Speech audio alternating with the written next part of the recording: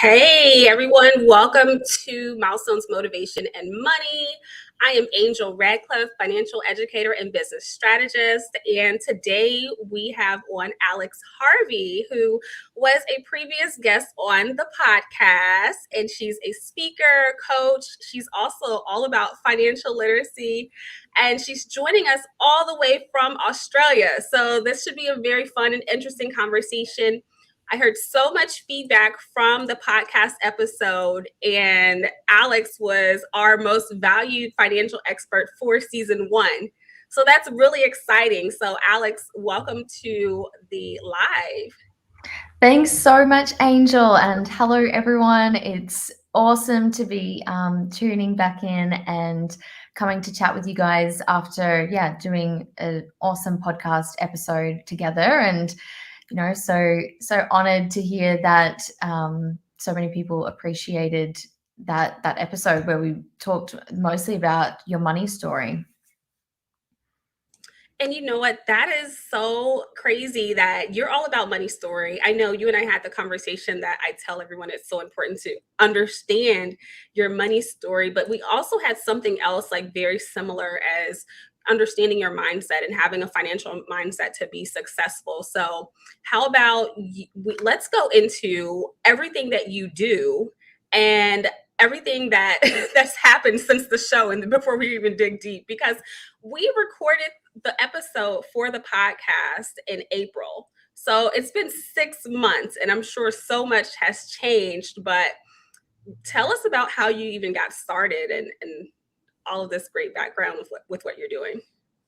Yeah, wow, I didn't realize it was 6 months ago. It doesn't feel like that long. Wow, it's been an interesting year, I guess. So a little bit about how I got started. Well, I actually started out my career as an engineer, and I was working as a civil engineer in mining. And I just realized it's not where my passion was. And, I had started just for fun, like a raw food business. And I was getting really passionate about health and kind of living to your optimal potential, basically. And so I decided to leave that career and take some time to decide what I wanted to do. And I started to get into coaching, and it was more like life coaching. And then it was through my experience of having spent through all of my savings rather quickly and not got a full-time income yet, that I basically had a huge money crisis and wake up moment of what a different ball game it is to be earning your own income as self-employed, setting your own price, charging, living off an inconsistent income, all of that kind of thing. And also what it really did was just highlight to me my money patterns, and my, sabotaging money behaviors that weren't as obvious when I was just getting paid a regular paycheck, that I knew was a set amount that was going to come in each month. So it was really through that experience that I became very passionate about learning about changing my relationship to money and changing my financial reality and creating what I wanted. And I realized that this was so important for living my purpose, for having the freedom that I wanted, all of that kind of thing. So I developed a money management system. I started using it. I dove into mindset work. And after 12 months, without going back and getting a full-time job and without having my shit together, I managed to save $30,000, which, for me at that time was huge. I couldn't believe it. I'd gone to rock bottom, and, didn't know what was going to happen, but I just, I did the tools, I followed the steps, I did the practices, the internal ones, the external ones with my money. And so it was really through that experience of becoming very passionate about it and already being a coach that I actually then got into money coaching and helping people with money. And like you said, that mindset element is so important because that's what drives, how you perceive every situation. That's what drives every decision you make. That's what drives all of your behavior.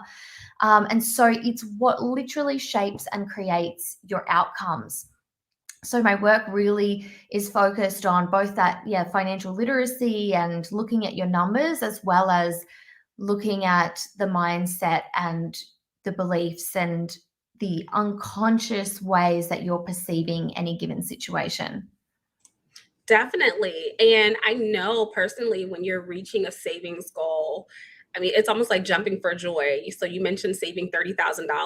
And when we look at, I know you're in Australia, but here in the US, like sometimes that's a little bit more than someone's annual salary. And so when we talk about reaching a savings goal and how we got there, I always tell people it's important to tune in, to ask questions, and to realize that they can do it as well. Because I mean, it takes so much sacrifice. And again, as you mentioned, it does take having that mindset and shifting your mindset, shifting your priorities. So I'm so glad that you touched base on that and really giving that background and that backstory.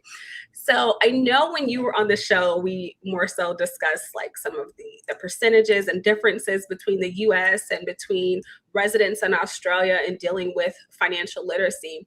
Have you seen anything different that's happened in the last 6 months as all countries' economies are really trying to come back from the pandemic?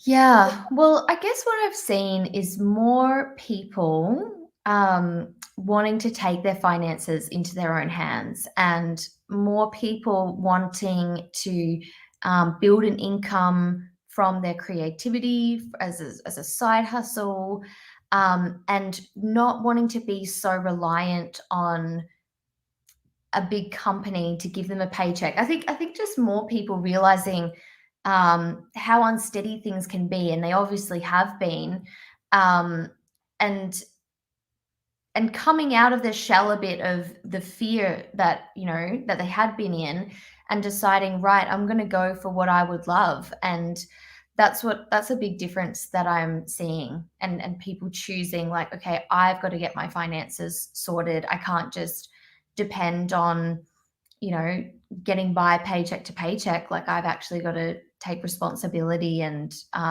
create what I want here. I'm so glad you said that as well, like paycheck to paycheck. So here in the US, there's more than 70% of people in the country who are living sort of paycheck to paycheck. And it's very similar in that percentage of people who do not have a budget.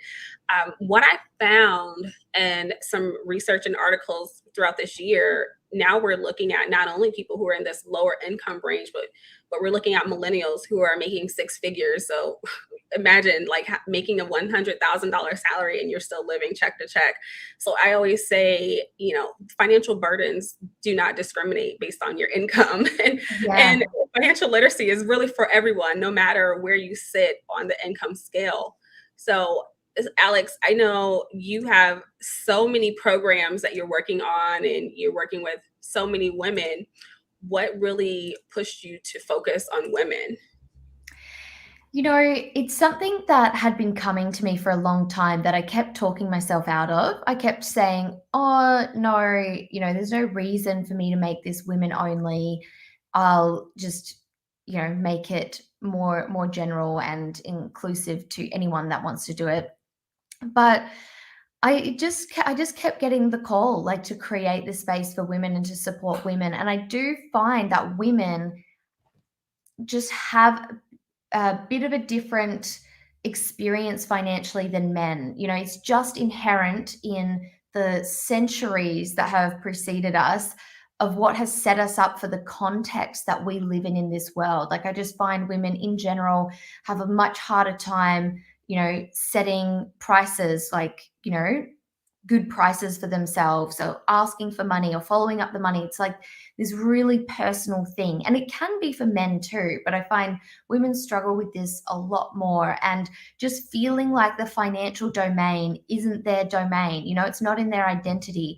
A lot of women that I work with that are 40 years plus, or even 35 years plus, majority of them, their partner is the one, if they're in a relationship, their partner's the one that handles the finances. There's all these just little subtle things where it's still, although things have changed a lot and women have got a lot more freedom and a lot more power financially, there's still these subtle things where women just don't generally feel like it's as much their domain.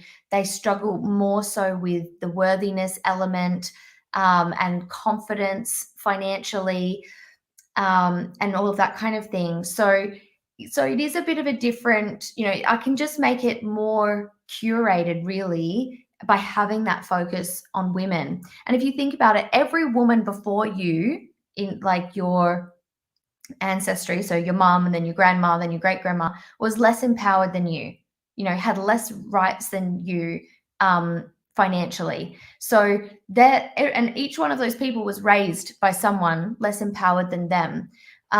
So it's not any wonder to me that we still have things we need to deconstruct and really be able to support women to be in their power financially. And speaking of women empowerment, I have on my shirt that says "Empower Women, Empower Women." Yes, I love that. I love this shirt. So I picked it up. I don't remember where I bought the original. So I actually have two versions because the first one I lost it and I was like, okay, where's my shirt? And then I ordered another one and I eventually found it. But I would even wear this shirt to work under a blazer, especially if I was giving a presentation or we had some event, just to walk in and be like, I am woman, hear me roar. Yes. But I love this shirt. I get so many compliments, even from men. So it's important to, as you mentioned, to empower women, especially because when we look at these statistics and we look at people who've probably been in these relationships or who are married, sometimes it's women who really need the financial empowerment. And it's the same thing that happens here in the US as well. I think it's universal, whereas women tend to be in a relationship. Sometimes they want to be a stay-at-home mom or you take time off work. And I've seen people get a divorce and they have no credit in their name. They have no savings. They don't know what to do. And they're in their 30s and 40s. And I'm like, what in the world? And I started to dig deeper and understand, it's very similar to you, that it is a problem. It's a bit problematic. And so again, financial literacy is for everyone. It's for really everyone to understand. And I know so many people appreciate you in what you do. So rewriting your money story, that's your theme. Tell us about someone who wants to change their financial trajectory and rewrite their money story. What is that all about? Yeah. So the thing is, most of us, well, all of us are operating under unconscious assumptions about ourselves, the world, and things in the world. Because when we grow up, for the first 7 years of our life, we don't have critical thinking capability. So we can't take in information and then critically analyze whether we believe that, whether that's true. Everything just goes in. So you learn about your place in the world. You learn about, others, and then the world at large. And then that largely shapes the way that you see things in life. And it's going to be different to the next person. But it's like being a fish in water where you don't know you're in it because that's all you've ever known, so you don't know you're in these beliefs, these assumptions about life, all the messages you got around money. To you, that's just the way it is and the way it's always been. So working on your money story is about first understanding and really stepping through what are the assumptions or beliefs that you created through those early years of your life, but then also then through all of your life up until right now. And how has that actually contributed to the money patterns that you're in right now? Like, what's your story about money? What are the things you say about money? There's never enough, or rich people are greedy, or, there's more important things in life than money. You shouldn't think about money. All of these kinds of different stories that we have going on. So it's like, what are my stories that I've got going on? And is that what I want to continue doing? Not everyone in the world has that story. So it's something that I can change because it's not actually inherent or fact.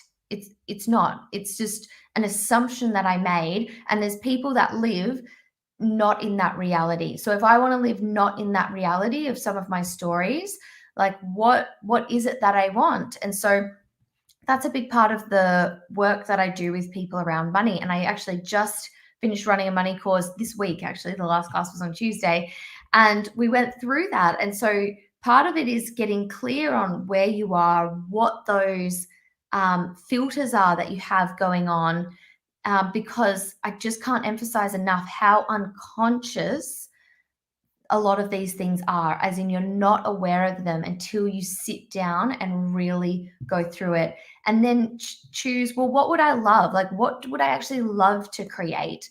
And put the power in that. And that will lead you to take different actions and get different outcomes. But you've got to get out of your limited perception, based on, all of your mental filters, so that you can step into a new money story and define.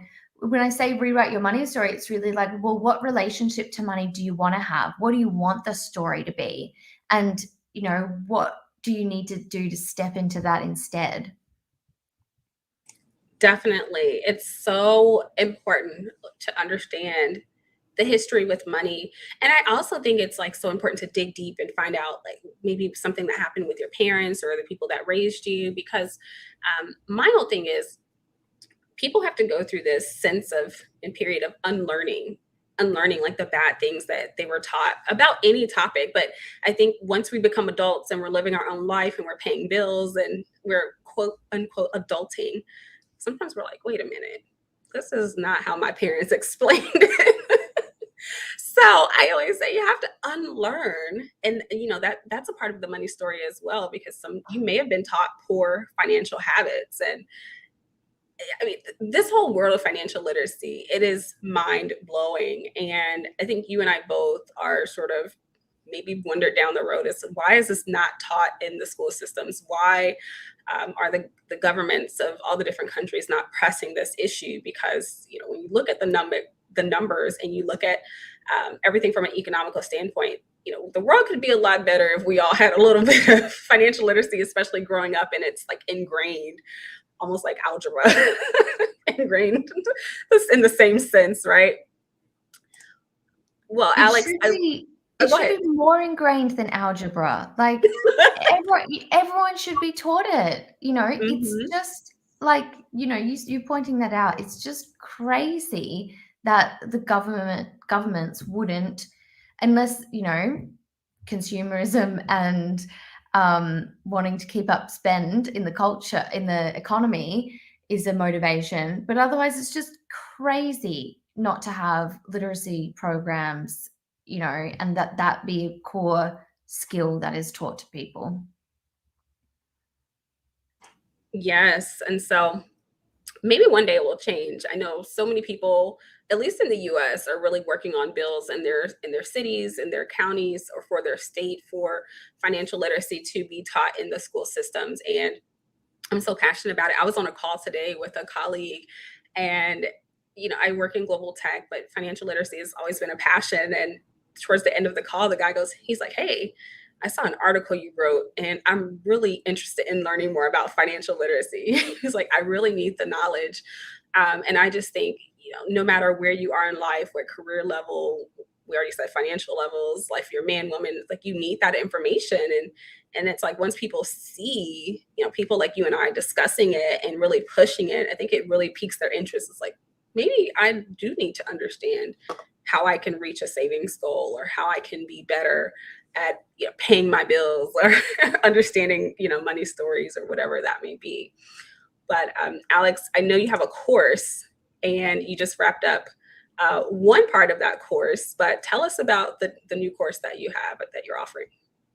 Yes, so it's called Money Queen, and I just finished up a round just now. I'll be running another round soon, and you can get on the wait list to it on my website.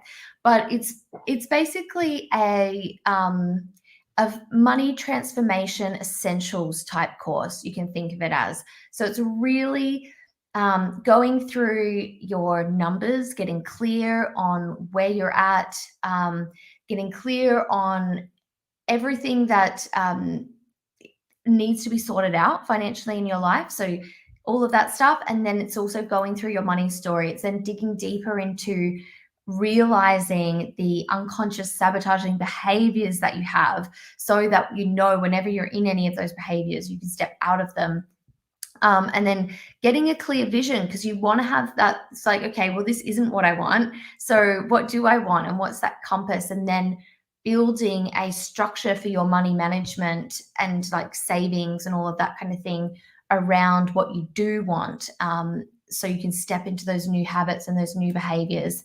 So it's really like a foundations kind of essentials course that's really addressing all those different areas and elements. Because I find, some people, if they just do the budgeting, if the mindset stuff is not worked out, then they just fall back into the same habits and behaviors and they don't stick with it. Or if you just do mindset stuff, you might not actually translate that to changing things and looking at your numbers, because often that's going to be the really uncomfortable part for a lot of people, or intimidating.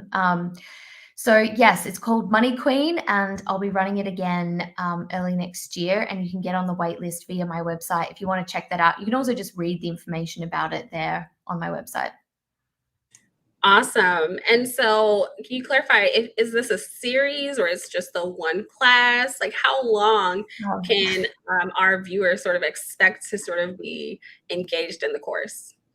It's a really great question. So it is a 6-week course, and for this course, I'm actually doing something that I haven't done for an online course before, and it worked so well with this round I just finished, which was the first round of it, which is to run it totally live. So there's a 2-hour class each week where I teach the content and you do the exercises, so that you get it all done. It's as if you were in person, basically coming to this class. If you can't come to the live classes, you can do it via the recordings, but I do offer 2 different time slots so that there's a time slot that suits each time zone. So yeah, it's a 6-week totally live program. Oh, that's amazing. And so I know so many people will be able to benefit from that information because, as a financial educator myself, I'm always like looking at what other people are doing. And of course, with me having you as a guest, not once, but twice, I definitely believe in the content that you are presenting. So I want to ask a question because when I had you on the show, that was season 1. And now I'm getting ready to end my season 2 in just a few weeks, and season 3 starts in January. But the theme of my show has changed. And I know when you were a guest, we were more focused on understanding the guest's history with money, and you gave such a great response. I want to give you an opportunity to answer the new question. Okay. So, of course, my theme is all about balling on a budget. And that's the name of the workbook. And I'm always throwing that term around. What does balling on a budget mean to you? I just actually have to clarify, is what does bowling mean in that context? It's not a phrase I'm familiar with. Balling on a budget. So, I mean, you can go with whatever comes to mind, like, and clarify like terms of how you understand it. So in the US, when people say balling, it's like they have a lot of money. I can give you Okay. that hint. But everyone really takes it and makes it like their own definition. So I just want to hear what you think and how that Yeah. resonates with you. All right. The thing that comes to me is about intention, and being, what would the right word be? But like being focused on your intention and what you want. And so having a budget, no matter how much you're earning, like you're saying, if you're earning 6 figures, one of those millennials earning 6 figures, so that your money intentionally goes to the places that creates the life you want to live, and not just leaks out into all these areas where it's not actually adding value to your life and it's not getting you where you want to go. So to me, it's about, always having that intention, always being, there's a word I feel like I want to say, just being, mindful of, if you imagined money as energy, or like, which, it's this resource you can channel into different areas of your life, where would you want it to go? And you use a budget to make that happen. And rather than wondering where it went, you choose where you want it to go. That's what it's all about to me. Oh, I like that response. So Alex, thank you so much for that. I know we've been here for 30 minutes and I'm like, time is always going by so fast whenever I'm having these conversations. But I still have a few more questions. And so I want to understand more of how student loan debt is impacting, or if at all, a really huge impact in Australia. I know here in the US, people with student loan debt, or the amount of that debt, it's outrageous. And it's always one of the number one things or issues people struggle with when trying to save money or meet their money goals.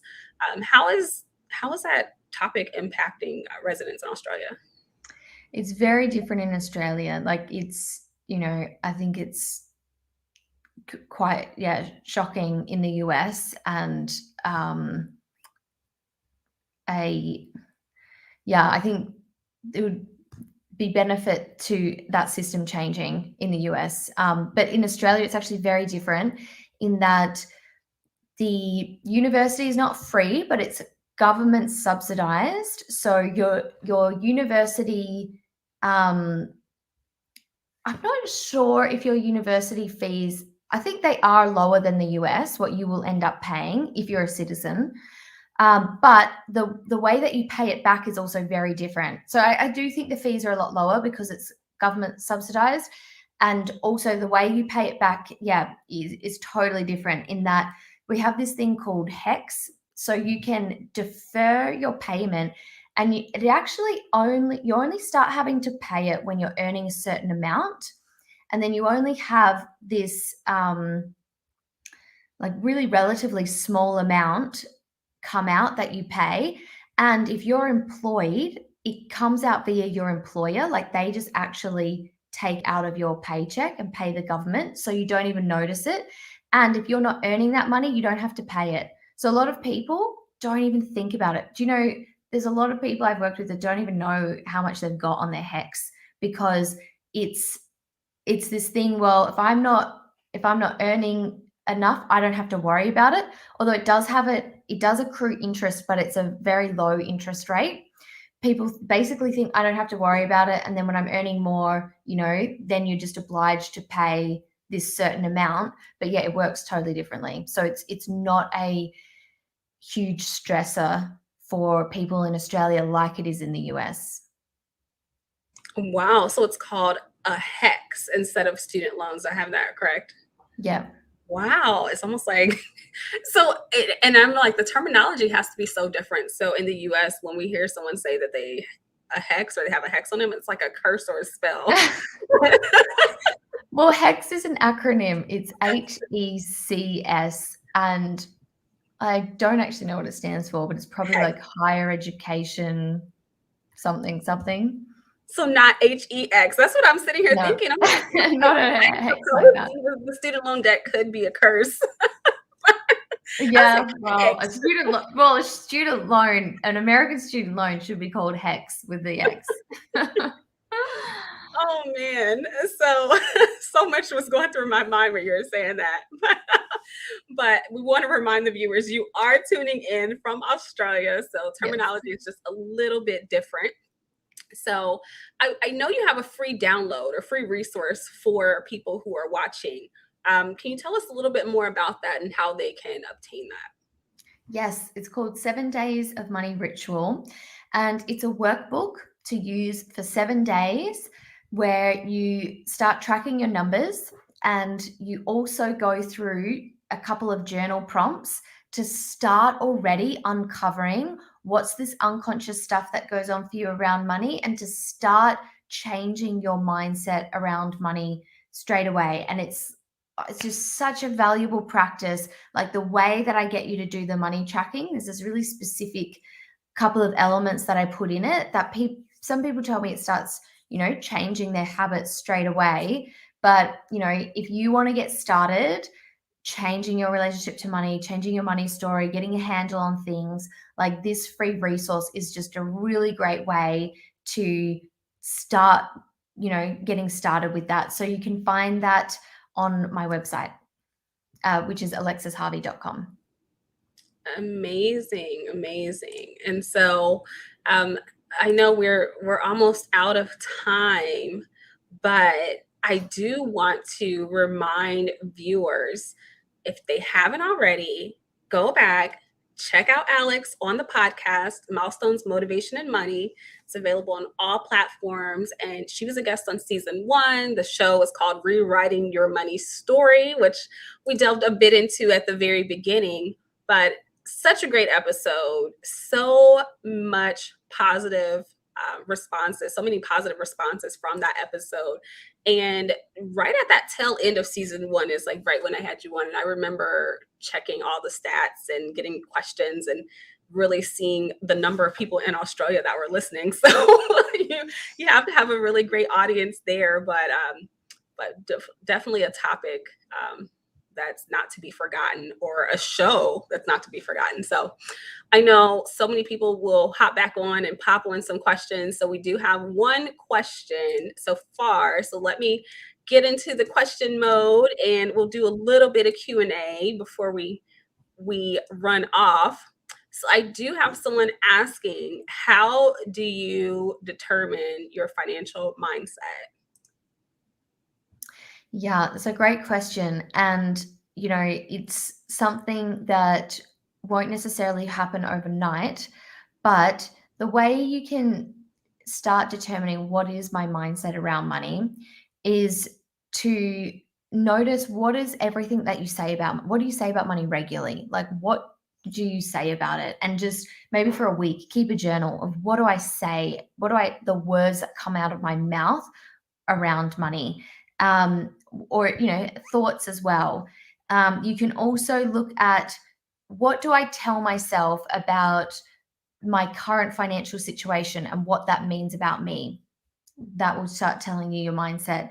And then another question you can ask yourself is, if I think about what I really want, like what my dream ideal financial situation would be, why don't I think I can have that, or why don't I have that right now? And that will also start to give you, you'll have reasons, which will be kind of these made up conditions that you think are the reasons why you can't have that. And that's all those kinds of things will start showing you your mindset. So will tracking your money. Like, actually tracking your money will tell you a lot about your money mindset as well. All right, thank you. So here's another question. So, how do I prioritize my savings and investments? That's a good question. And it's going to be different for everyone depending on what stage you're in your life, or what's happening in your life.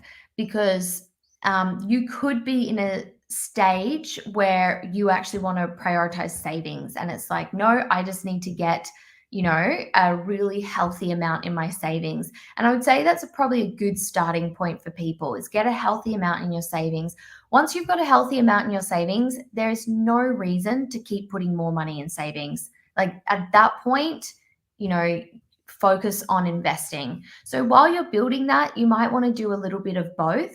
But there comes a point where it's not, the savings is a good backup, but it's not going to earn you money on your money. And you really want to start looking at investing and putting your attention and energy into investing. Right. And then let's just do one more. Some of these are repetitive. So someone's saying they have money for a house that they want to use for a down payment. It's going to be a big expense. They won't buy for the next few years. Where do you recommend placing that money? Yeah, again, that kind of depends on the time frame a little bit. If it's a few years, if it's more like 2 years, I would keep it in cash. If it's 3 years plus, you could put it in some kind of very steady shares, but you'd have to know there's a risk in that. You definitely don't want to put it anywhere high risk. You don't want to do any high risk investing. But if there's, very steady stocks or EFTs that are just going to gradually go up at a faster rate than savings interest, which is pretty much nothing at the moment, then you could do that. But I'd probably recommend just keeping it in cash. And if there's any term deposits that have a better savings rate than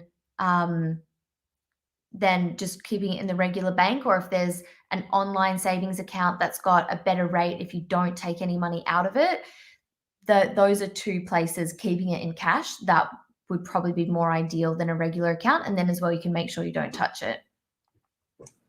Awesome. So let me check. I think that may have been the last one coming from the group. All right, the other ones are very similar. So let's just take one more. So someone is asking, how much should they target for their savings goal? Oh, that really depends on how much you earn, your lifestyle, and what your goals are. What I would recommend is get clear on what you want savings for.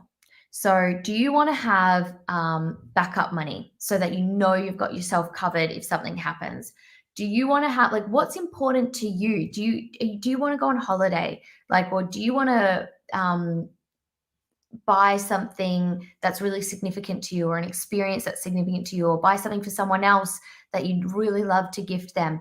What I would suggest is get clear on those things and have a savings goal for each one of them, rather than an arbitrary, just savings just because.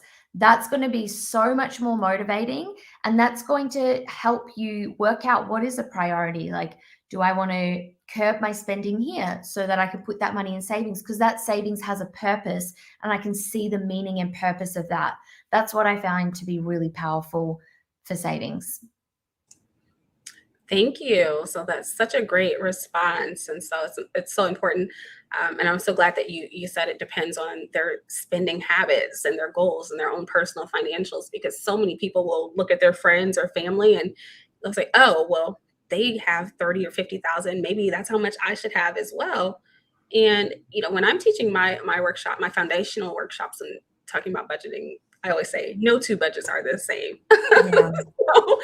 so important. So, Alex, I've enjoyed having you come on to the live and just seeing you again. Well, actually, I didn't even get to see you the first time. We were audio only, but seeing your face and having this conversation, and hopefully the viewers have gotten so much out of it. And love to have you back down the road, maybe do another check-in next year. But any last words that you have for people who are watching us?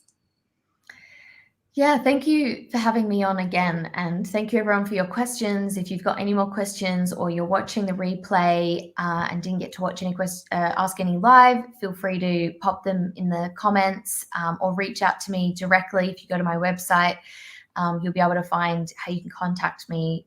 Happy to answer anything. Any final words? Do you know what? I think I'm going to say exactly what I said on the podcast episode, which is just that you can change, like, you can wildly change your financial situation, your money story, your reality, if you choose to, and if you put in the energy, the attention, and the work. Like, it is possible. You are not at all destined to wherever you are right now, or whatever your parents, whatever their situation is. There's no such thing as, this is, I'm just bad at money, or I'm, someone like me will just never have what other people have. It's totally not true. Like, you can, everyone can, and it's just a matter of putting in that work, and going through the uncertainty as well, because there's no guarantees in life. But yeah, you can change, and you can create what you would love. Amazing words. So, Alex, thank you so much for gracing us with your presence. Everyone who's watching, or if you're going to come on and watch the replay, thank you so much. Be sure to visit Alex on her website, alexisharvey.com, to learn more about her. Follow her on Instagram. And of course, follow me. Follow me. Download the podcast if you want to listen to amazing guests such as Alex and so many other amazing people, so many topics on business, finance, and motivation. And stay tuned, because this is now a weekly series with past podcast guests. So look forward to next week and the week after, and more amazing conversations. So thank you all so much, and we'll see you next time.